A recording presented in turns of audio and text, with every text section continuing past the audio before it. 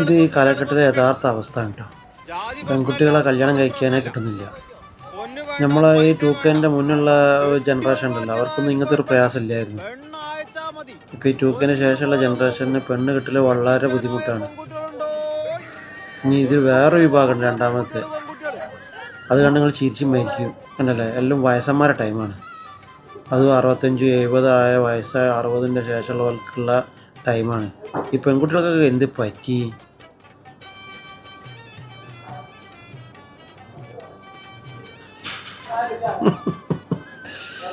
മറ്റോല് പെണ്ണ് തിരഞ്ഞ് നടക്കുക. പണ്ട് നമ്മളെ ഈ പൂള മീനൊക്കെ വിൽക്കുന്ന വണ്ടി തിരഞ്ഞെടുക്കുക. ഇവിടെ വയസ്സന്മാർ ചുളിവിൽ അടിപൊളി മക്കളെ കൊണ്ടുവന്ന് കല്യാണം കഴിച്ച് പോകുന്നു. അപ്പോൾ നമ്മൾ ഈ വയസ്സന്മാരൊന്നും ഇനി ടെൻഷൻ അടിക്കണ്ട. നമ്മളിത് വയസ്സാവാനുള്ളതാണ്. ഇപ്പോൾ ചാൻസ് ഉണ്ട്. അപ്പോൾ പിള്ളേരെ കാര്യമാണ് കഷ്ടം.